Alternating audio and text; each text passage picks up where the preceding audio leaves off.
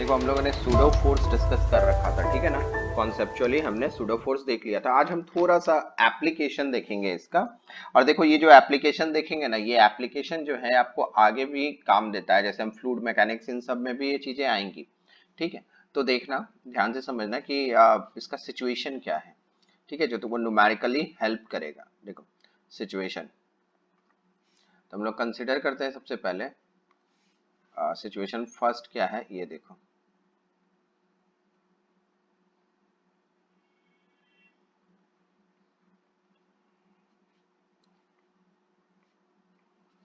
समझो situation first क्या है। यहाँ क्या कह रहा है, इफ अ कार्ट, पूरा मैं सिचुएशन लिख देता हूँ। देखो, if cart is at rest, is at rest और और move with constant velocity, with constant constant velocity, with constant velocity, ठीक है। कि जब कार्ट जो है रेस्ट में है और मूव करता है कांस्टेंट वेलोसिटी से, ठीक है। चलो इसको एक ग्राफ इसका देख लें, ठीक है, कि सिचुएशन क्या बनता होगा। समझना मेरी बात को। अगर मैंने इस तरह से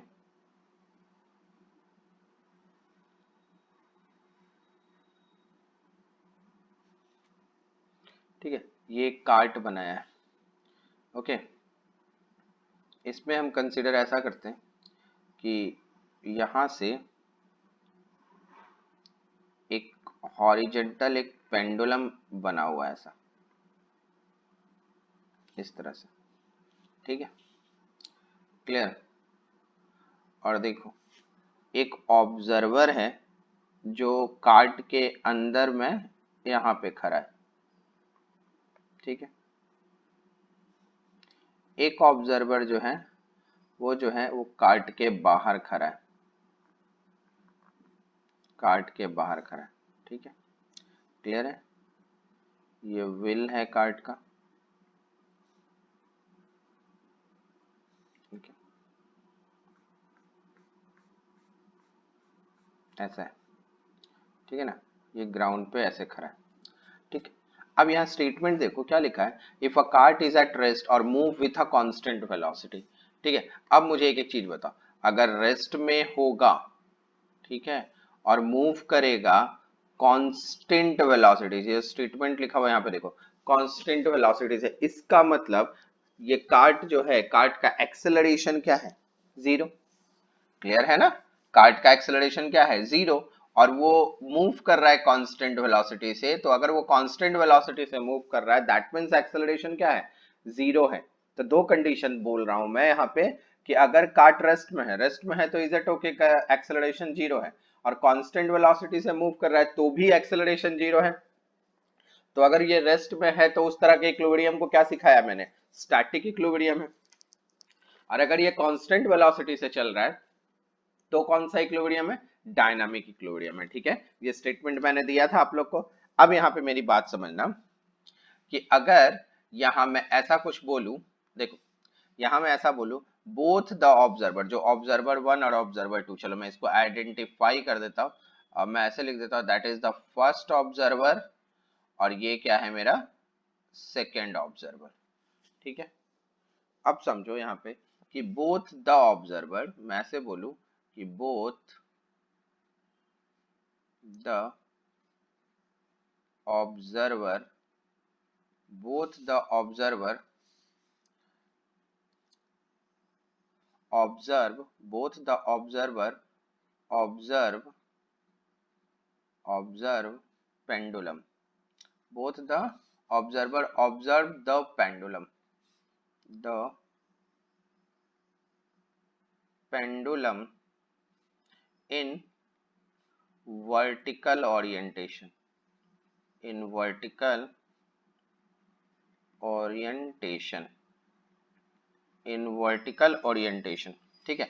दोनों ऑब्जर्वर जो है पेंडुलम को वर्टिकल ओरिएंटेशन में देख रहा है। देखो ऐसे जो है ये वर्टिकल ओरिएंटेशन में है, ठीक है। तो देखो मेरी बात को समझो, अगर मैंने इसका फ्री बॉडी डायग्राम बनाया, ठीक है, इस पेंडुलम का, तो कैसे फ्री बॉडी डायग्राम बनाओगे, ये देखो, ये हो जाएगा पेंडुलम, ठीक है, ये हो गया मेरे पास, ओके। और यहाँ देखो, इसी के साथ हम आइडेंटिफाई करें तो यहाँ पे देखो, पेंडुलम का ये जो स्ट्रिंग है, यहाँ जो लगा है, ये जो स्ट्रिंग है, ये ऊपर की ओर क्या करेगा, टेंशन देगा, ठीक है। और इसके डाउनवर्ड, ठीक सेंटर से नीचे डाउनवर्ड क्या लगेगा, इस डायरेक्शन में क्या लगेगा, ग्रेविटेशनल, दैट इज mg। कहीं दिक्कत नहीं इसको समझने में, आ रही है बातें समझ में। अब देखो यहाँ पर हम ये बोल सकते हैं कि फ्री बॉडी डायग्राम अगर हम बॉब का ऐसे लिख लो, चलो ये फ्री बॉडी डायग्राम हो गया बॉब का, तो हम क्या बोल रहे हैं, FBD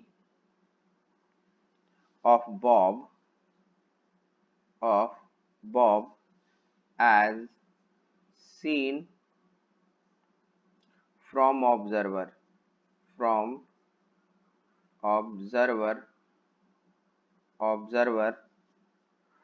फर्स्ट एंड सेकेंड, ठीक है, फर्स्ट एंड सेकेंड। नाउ मतलब फर्स्ट और सेकेंड, तो देखो अगर फर्स्ट हो या सेकेंड हो तो कार्ट की स्थिति क्या है कि वो रेस्ट में है और कांस्टेंट वेलोसिटी से चल रहा है। मतलब जो मैंने बताया कि यहाँ पे एक्सेलरेशन क्या होगा, जीरो होगा। अगर एक्सेलरेशन जीरो होगा तो दैट मींस उसका नेट फोर्स भी जीरो होगा। तो यहाँ पे एक स्टेटमेंट और लिख सकते हो तुम, क्या बोल सकते हो, no net force, no net force, no net force in horizontal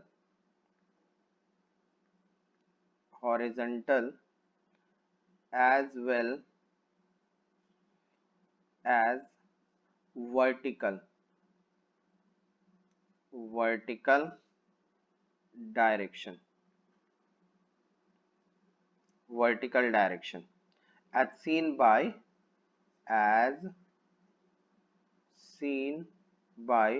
both the observer। देखो मेरी बात को सुनो कि अगर मैं यहाँ पे कंडीशंस, देखो एकदम ध्यान से सुनना, मैं सिचुएशन क्यों बता रहा हूँ आपको। आपको क्या दिख रहा है कि कार्ट अगर रेस्ट में है, ठीक है, कार्ट अगर रेस्ट में है और कांस्टेंट वेलोसिटी से चल रहा है, तो यहाँ पर हमें क्या दिख रहा है कि वर्टिकल और हॉरिजेंटल कोई फोर्स नहीं लग रहा है इस पे, क्योंकि तुम फ्री बॉडी डायग्राम भी देखोगे तो डाउनवर्ड mg लग रहा है, अपवर्ड टेंशन लग रहा है, नेट फोर्स यहाँ पर भी कैंसिल आउट हो जाएगा। दोनों एक दूसरे को इक्विलिब्रियम में रखे, कैंसिल आउट नहीं बोलेंगे, इक्विलिब्रियम में रखे, मतलब बॉब का मूवमेंट नहीं है in the vertical direction, horizontal direction में ये कांस्टेंट वेलोसिटी से अगर चल रहा है, डायनामिक इक्विलिब्रियम में है, तो भी इसके पास हॉरिजॉन्टल डायरेक्शन में कोई नेट नहीं, फोर्स नहीं होगा। अगर कार्ट रेस्ट में है तो भी इसके पास नहीं होगा। तो दोनों डायरेक्शन में हमें यहाँ क्या दिख रहा है कि कोई फोर्स नहीं है इसके पास, ठीक है, क्लियर है। अब यहाँ पे एक सिचुएशन यहाँ पे ऐसे समझो कि बट हम कहें कि इफ, अगर मैं ऐसे बोलूं, if cart move with acceleration towards right, अगर मैं ये बोलूं कि अगर एक कंडीशन ये रेस्ट और वो समझ में आया आपको, अगर मैं ऐसा बोलूं कि if cart cart moving with acceleration towards right, ठीक है। अगर ऐसा हुआ तो आप ऐसे समझो, आपको पूछा अगर क्वेश्चन में कि find the inclination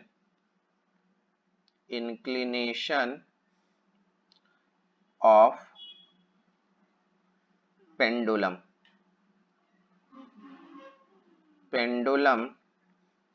with vertical, ठीक है। अब यहां समझो कि अगर ये सिचुएशन दिया हुआ है तो हमारे इस कंडीशन में समझना कि ये कार्ट है मेरे पास, ये कार्ट है मेरे पास, ठीक है, और इसी कार्ट में यहाँ पे ये व्हील है, ये देखो ये विल है, ठीक है।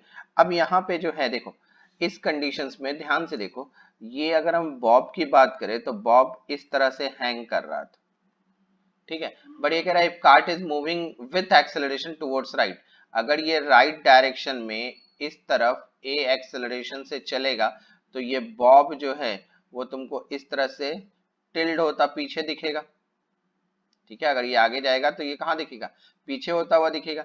तो देखो यहां पर था मेरा ऑब्जर्वर 1 और यहां पर था ऑब्जर्वर 2 जो ग्राउंड में था, ठीक है।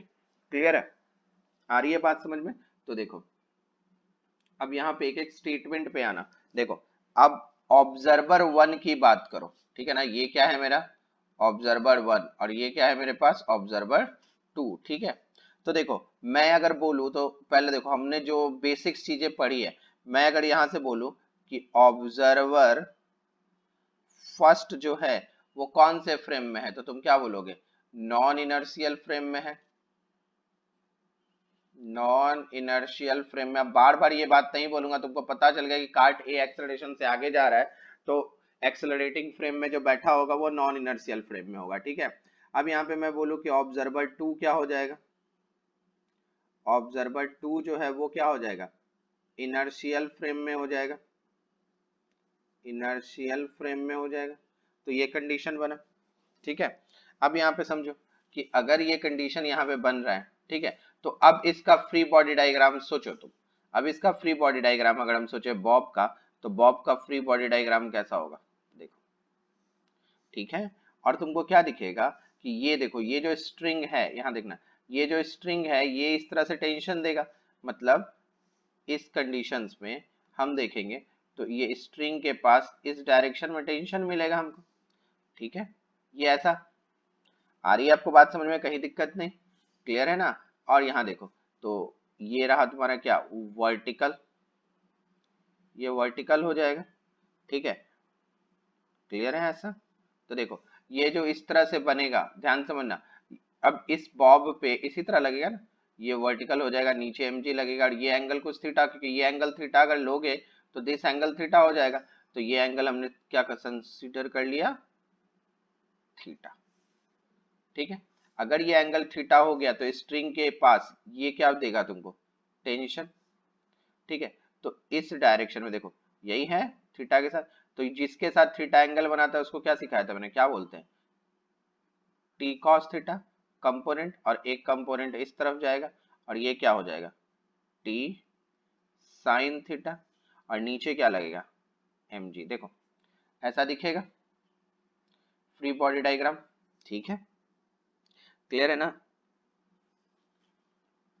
अब ये मैं ऐसे बोल रहा हूं कि ये जो फ्री बॉडी डायग्राम है, मतलब F B D of bob as seen from observer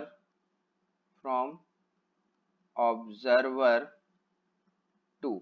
अब देखो यहां से ध्यान से सुनो कि देखो हमें क्या निकालना है, find the inclination of pendulum with vertical. देखो यही है ना वर्टिकल लाइन, ये देखो यही लाइन है ना, ये जो लाइन है यहाँ पे यही है वर्टिकल लाइन, और इसके साथ पेंडुलम कितना एंगल बना है, थीटा। तो what is the angle of theta, तो ऑब्जर्वर 2 के लिए हम फ्री बॉडी डायग्राम बनाएंगे तो देखो ऐसा बनेगा, कहीं दिक्कत नहीं है अब इसमें, क्लियर है ना। हम ऑब्जर्वर 2 से पहले देख रहे हैं तो हमको फ्री बॉडी डायग्राम इस तरह से दिख रहा है, ठीक है, क्योंकि ऑब्जर्वर 2 कहाँ बैठा है, ऑब्जर्वर 2 जो है वो ग्राउंड में बैठा है।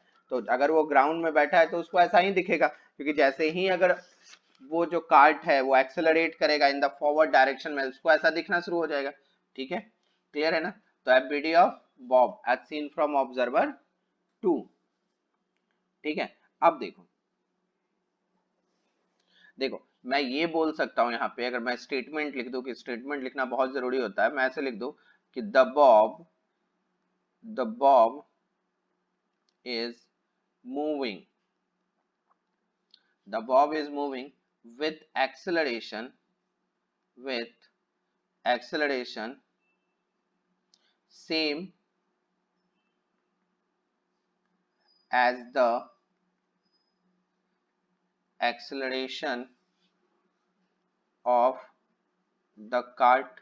देखो बॉब जो मूव करेगा वो सेम एक्सेलरेशन से, क्योंकि कार्ट आगे जा रहा है तो क्या होगा, ऑब्वियसली बॉब भी आगे जाएगा सेम एक्सेलरेशन से of the cart. The Bob is in equilibrium. The Bob is in equilibrium, is in equilibrium, equilibrium in vertical direction, in vertical direction. देखो तुमको इक्विलिब्रियम दिख रहा है ना वर्टिकल डायरेक्शन. नीचे क्या लग रहा है, देखो यहाँ से फ्री बॉडी डायग्राम पे थोड़ा ध्यान दे दो. नीचे क्या लग रहा है mg, ऊपर क्या लग रहा है t cos थीटा. तो ये तो है ठीक है, बट यहाँ पर एक टर्म्स और समझो. मतलब the force in horizontal direction, in horizontal direction is responsible for acceleration of bob, for acceleration of Bob. ठीक है, अब यहाँ ध्यान से देखो, अब पिक्चर में वापस आओ. देखो एक एक टर्म समझना कि बेटा ये जो तुमको दिख रहा है, यहाँ समझो, ये जो तुमको दिख रहा है टी कॉस थीटा, ठीक है, और ये mg, तो वर्टिकली तो इक्विलिब्रियम में कर दोगे ये T cos theta is equal to mg. But ये जो टी साइन थीटा का फोर्स इस डायरेक्शन में लग रहा है, ठीक है, और कार्ट किधर चल रहा है, कार्ट भी इस डायरेक्शन में ए एक्सेलरेशन से चल रहा है. मतलब यहाँ पे क्लियर है कि ये बॉब भी ए एक्सेलरेशन से चलेगा. ठीक है ना, इधर जो टी साइन थीटा लगेगा, देखो इस डायरेक्शन में, ये जो तुमको दिख रहा है ना टी साइन थीटा, यही टी साइन थीटा क्या करेगा, इसको आगे लेके जाएगा. तो इसको आगे एक्सेलरेट कराने वाला फोर्स अगर पूछा जाएगा तो वो फोर्स कौन है, टी साइन थीटा. बट कहां से, जब हम ऑब्जर्वर 2 के ऑब्जर्वेशन से देख रहे हैं तो. ठीक है, दैट मीन्स हम यहाँ क्या लिखेंगे, for acceleration of bob that is T sine theta is equal to mass into acceleration. देखो ये सिचुएशन आपको समझ में आई, कहां से है ये, ऑब्जर्वर 2 के सीन से. ठीक है, अब तुम ऑब्जर्व करो इसको फर्स्ट के कंडीशन से. ठीक है, कि ऑब्जर्वेशन फ्रॉम ऑब्जर्वर फर्स्ट. देखो ऑब्जर्वेशन फ्रॉम ऑब्जर्वर फर्स्ट. ठीक है, मतलब कहां पर, नॉन इनर्शियल फ्रेम में. देखो मैं बार बार एक एक चीज लिख रहा हूं क्योंकि आप एकदम लॉजिकली समझना, एकदम कॉन्सेप्चुअल समझना. अगर जिस बच्चों ने मेरा वो वीडियो देखा है जो मैंने एडवांस का सॉल्यूशन किया है पेपर में, तो वहां पर भी देखो कितने कॉन्सेप्चुअल क्वेश्चंस आते हैं. इसीलिए मैं हमेशा से एक एक बात लिख रहा हूं, कहीं से फिजिक्स का कोई कॉन्सेप्ट मिस ना हो तुमसे. ठीक है, कि ऑब्जर्व करेंगे, अगर ऑब्जर्वेशन देख रहे हैं हम कहां से, ऑब्जर्वर फर्स्ट से, नॉन इनर्शियल फ्रेम में, तो तब हम क्या देखेंगे, bob is equilibrium with respect to cart, the acceleration of bob is zero. क्योंकि यहां समझना मेरी बात को, कि अगर तुम इस कंडीशंस में जाओ, ठीक है, कि अगर तुम 1 से ऑब्जर्व करो, तो 1 वाला भी कहां बैठा है, देखो ये 1 वाला जो है, देखो यहाँ समझो, ये जो 1 वाला ऑब्जर्वर है ये कहां पर है, ये तो कार्ट के अंदर बैठा है, और कार्ट जो है वो भी एक्सेलरेशन से चल रहा है, ए एक्सेलरेशन से. तो ऑब्वियसली ऑब्जर्वर 1 जो होगा वो भी ए एक्सेलरेशन से आगे जाएगा. तो उसको क्या दिखेगा, ये बॉब, क्योंकि बॉब भी सेम एक्सेलरेशन से जा रहा है, और तो इसको बॉब को क्या दिखेगा, वो रेस्ट में दिखेगा. आ रही है बात समझ में, बॉब को क्या दिखेगा, वो रेस्ट में दिखेगा. तो हम कहानी क्या बनाएंगे यहाँ पे, कि the Bob is in equilibrium. क्या लिख देंगे ये, the bob is in equilibrium.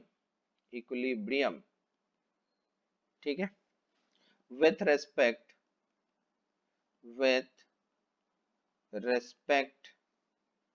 to cart, the acceleration of bob is zero. The acceleration of bob is zero. ठीक है, तो Bob is an equilibrium in vertical direction. अब मेरी एक टर्म्स को समझना, कि अगर वो वर्टिकल डायरेक्शन में इक्विलिब्रियम में है, ठीक है, अगर बॉब को मैं बोलूं कि वर्टिकल डायरेक्शन में इक्विलिब्रियम में, तो तुम फट से बोलोगे हाँ सर है, बिकॉज फ्री बॉडी डायग्राम में तो चेंजेस आएगा नहीं, फ्री बॉडी डायग्राम यही बनेगा. तो T cos theta is equal to mg, मतलब ये इक्विलिब्रियम में है. बट इन केस आप ऐसे समझो कि अगर वो ऐसा बोल रहा है कि नहीं, इस कंडीशंस में कि ठीक है कि वर्टिकल अगर हम लिख रहे हैं तो हम लिख लेंगे क्या, T cos theta is equal to M G, इसको मैं फर्स्ट इक्वेशन बोल के ये चीज वैलिड है। बट अगर तुम हॉरिजेंटल डायरेक्शन में देखोगे तो यहाँ पर ये फोर्स तो लग रहा है टेंशन का, टी साइन थीटा, ठीक है, तो टी साइन थीटा को बैलेंस कौन कर रहा है, ठीक है ना, टी साइन थीटा को बैलेंस कौन कर रहा है। तो इसी फिगर में आओ कि अगर ऑब्जर्वेशन ध्यान दो तो मैंने क्या देखा था, अब अगर नॉन इनर्शियल फ्रेम में है तो ये जितना एक्सेलरेट आगे कर रहा है, ठीक है, किसको, एक्सेलरेटिंग फ्रेम के अपोजिट क्या लगाना पड़ेगा यहाँ पे हमको, एक सूडो फोर्स। तो हम क्या कहेंगे कि इस डायरेक्शन में ऑब्जर्वर 1 के लिए एक और फोर्स लगेगा, वो कौन सा फोर्स होगा, m इंटू ए, और इसको हम क्या बोलेंगे, f सूडो। ये क्या लगाना पड़ेगा, f सूडो लगाना पड़ेगा। आ रही है बेटा बात समझ में, यहाँ क्या लगाएंगे, f सूडो लगाएंगे। अगर हमने f सूडो लगाया, देखो ध्यान से, तो t sine theta is equal to क्या हो जाएगा, m इंटू ए। ये कहां से देख रहे हैं, ऑब्जर्वर फर्स्ट के कंडीशन से। अब देखो ध्यान से कि सेकेंड डिवाइड बाय फर्स्ट कर दो। अगर तुमने सेकेंड डिवाइड बाय फर्स्ट कर दिया तो सिंपल है, क्या लिखोगे तुम, T sine theta divide by T cos theta is equal to M A upon M G. तो ये देखो इस जगह ये t और ये t कैंसिल हो जाएगा, ये m और ये m कैंसिल हो जाएगा, तो साइन बाई कॉस क्या हो जाएगा, tan थीटा, और इसको क्या लिखेंगे, a upon G. That means हमको क्लियर है कि थीटा इज इक्वल टू क्या मिल जाएगा, tan इनवर्स a अपॉन जी। तो ये वैल्यूज हमको इंक्लिनेशन का दिखेगा। देखो कहीं दिक्कत नहीं इस चीज को समझने में, आ रही है आपको बात समझ में, कोई कंफ्यूजन नहीं है, ये मिलेगा हमको, ठीक, आ रही है, देखो कोई कंफ्यूजन नहीं है ना बेटा, ऐसा समझ में आएगा, ठीक है। अगर मैं ये बोलूं यहाँ पे, अब यहाँ पे मेरी बात को समझना, एक एक टर्म्स में समझना। देखो इसमें हम दोनों फ्रेम से चेक कर रहे थे, देखो फर्स्ट फ्रेम से, अगर मान लो तुम इस फ्रेम से देखो, इनर्शियल इनर्शियल फ्रेम से देखो, सेकेंड से देखो, तो भी तुम free body diagram T sine theta is equal to M A लिख रहोगे, T cos theta is equal to M G लिखोगे, तब भी तुमको अगर दोनों को डिवाइड करोगे तुमको एक्सेलरेशन वही मिलेगा। नॉन इनर्शियल फ्रेम मतलब सेकेंड के फ्रेम से, फर्स्ट के फ्रेम से देखोगे तो भी तुमको यही मिलेगा। तो आपको यहाँ पे लॉजिकली समझ में आ रहा है कि कंडीशंस क्या बन रहा है मेरे पास, कहीं दिक्कत नहीं ना इसमें, आ रही है आपको बात समझ में, ठीक है, कोई कंफ्यूजन नहीं है यहाँ पे।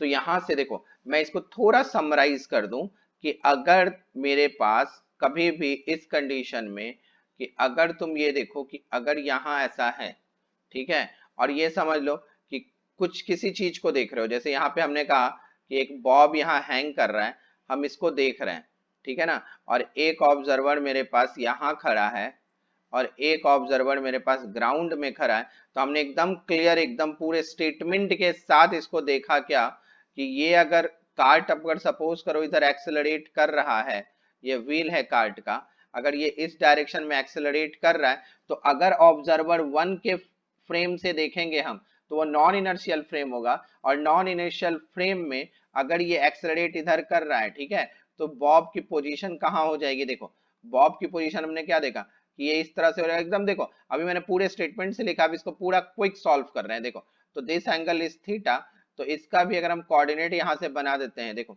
ध्यान देना बेटा मेरी एक एक बात को, देखो इस कंडीशंस में अगर हम सपोज करना चाहें, ठीक है, तो देखो कंडीशन क्या बन रहा है मेरे पास, देखो ये है बॉब, ठीक है, और यहां से तो देखो अगर ये एंगल थीटा होगा तो इसके लिए मैं क्या करूंगा, यहां से इस तरह से फ्रेम करूंगा, ठीक है, यहाँ पे तो दिस थीटा, तो दिस इज ऑल्सो थीटा, तो ऊपर क्या लग रहा है मेरे पास, टी कॉस थीटा, और इधर क्या लग रहा है, टी साइन थीटा, और ये टेंशन था, इसी का कंपोनेंट था, ये एम जी था।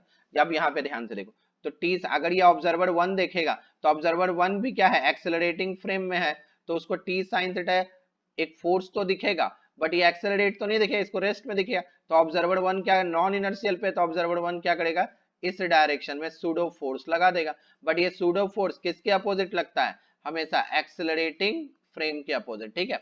बट इन केस अगर ऑब्जर्वर 2 से भी तुम देखोगे तो ऑब्जर्वर 2 क्या कहेगा, नहीं टी साइन थीटा इस तरफ लग रहा है, यही वो फोर्स है जो बॉब को क्या कर रहा है, आगे की ओर एक्सेलरेट करा रहा है। तो अगर हम ऑब्जर्वर 1 से देखें तो T cos theta is equal to M G, एक मुझे वर्टिकल डायरेक्शन का फोर्स मिल जाएगा, और T sine theta is equal to pseudo force, ये क्या हो जाएगा, हॉरिजॉन्टल का मिलेगा, दोनों को डिवाइड करेंगे तो हमको ये थीटा की वैल्यू मिल जाएगी। अगर हम 2 से भी देखें तो सेम इक्वेशन बना लेंगे, ठीक है। अब आपको समझ में आ रही है कि सूडो फोर्स का यूज हमें कहाँ करना है, एक्सेलरेटिंग फ्रेम के लिए। देखो मैंने एक न्यूमेरिकल्स को बहुत अच्छे सिचुएशन से 1-1 पॉइंट्स में बताया, और लास्ट में तुमको पूरा समराइज करके बता दिया कि देखो ये बहुत इजी ऐसे बनता है, ठीक है। लॉजिक मैंने एक एक पॉइंट्स लिखा, मैं इसलिए तुम लोग को, देखो मैं इस तरह से बहुत क्विक भी बता सकता था, मगर एकदम ध्यान से देखो, पूरी फिजिक्स समझना बहुत इंपॉर्टेंट होती है, ठीक है ना, क्लियर है। अब मेरी बात समझो यहाँ पे कि एक्चुअल में क्या है कि ये जो चल रहा है ना अभी तक, ये सूडो फोर्स वगैरह, अभी यहाँ से जब हम लोग इसमें और भी एक दो एप्लीकेशंस देखेंगे अभी हम, ठीक है। अभी ये जो मैं तुमको ये बताऊं कि टिल टुडे इज 2 अक्टूबर, ठीक है, और 2 October that is Mahatma Gandhi, है ना, गांधी जयंती है ये आज। तो मैं आपको ये बोलूं कि आज से, ठीक है, अब हम ट्राई करेंगे कि max to max 10th to 11th October तक हम इस चैप्टर को फिनिश करें, ठीक है। हम इस चैप्टर को फिनिश करें क्योंकि हमने सूडो फोर्स डिस्कस कर लिया, अब हम पुली मास सिस्टम डिस्कस करेंगे और उसके कुछ क्वेश्चंस करेंगे, देन ये जो न्यूटन्स लॉ वाला सेक्शन है ये खत्म होगा और फ्रिक्शन के लिए एंट्री करेंगे। अब हम न्यूमेरिकल्स कंसिडर करना तुम लोग शुरू करो, क्योंकि जो जो न्यूमेरिकल्स के बुक्स वगैरह हैं आपके पास वो स्टार्ट करो, और specially for the NEET student, जो मेडिकल के स्टूडेंट्स हैं, उनका कॉन्सेप्ट अब खत्म हो चुका है, ठीक है ना, फिजिक्स से रिलेट करता हुआ न्यूटन्स लॉ का कॉन्सेप्ट खत्म हो गया। अब उनको एप्लीकेशंस बताना है कि किस तरह पुली मास सिस्टम वर्क करता है, स्ट्रिंग मास सिस्टम वर्क करता है। अब वहां पे हम न्यूमेरिकल्स ही डिस्कस करेंगे। तो मेडिकल्स वालों के लिए न्यूमेरिकल का सेक्शन आ चुका है, और इंजीनियरिंग वालों के लिए थोड़ा सा एक सेक्शन स्प्रिंग का बचा हुआ है, तो हम उसको आगे डिस्कस करेंगे। तो और न्यूमेरिकल्स आप स्टार्ट करो। तो जो इंजीनियरिंग वाले हैं वो क्या करो, बेसिक्स जो आपके पास बुक है, इंजीनियरिंग में हम लोग सबसे बेसिक बुक एचसी वर्मा को कहते हैं, तो एचसी वर्मा आप हैंडल हो जाएगा आपसे, आप उसको सॉल्व करना शुरू कर सकते हो, ठीक है। और नीट वाले क्या करो कि एरर लेस सॉल्व करना शुरू करो, क्योंकि अब जो न्यूमेरिकल्स आएंगे वो मिक्स होके आएंगे, ठीक है। अब मैं सेक्शन अलग कर दूंगा, नीट वालों का न्यूमेरिकल अलग सेक्शन में डाल दूंगा, और जो इंजीनियरिंग वाले हैं उनका न्यूमेरिकल्स अलग सेक्शन में डाल दूंगा। यहां तक तुम दोनों के कॉन्सेप्ट सेम थे तो हम डिस्कस कर रहे थे, बट अब हम कॉन्सेप्ट को थोड़ा सेपरेट करके नेक्स्ट लेक्चर से जो वीडियोस आना शुरू हो जाएगा, ठीक है, क्लियर है, कोई दिक्कत नहीं यहाँ पे। और नीट वालों का एक था कि बड़ा रिक्वेस्ट था कि सर आपने जेई का एडवांस का पेपर सॉल्व कर रहे हो तो हमारा भी पेपर सॉल्व कर दो, तो ठीक है, मैं बहुत जल्दी फिजिक्स के जो क्वेश्चंस हैं तुम्हारे 45 क्वेश्चन जो अभी नीट में 13 सितंबर को एग्जामिनेशन में आया है, उसको मैं बहुत जल्दी ही डिस्कस कर दूंगा, ठीक है, क्लियर है। तो आज यहाँ रुकते हैं।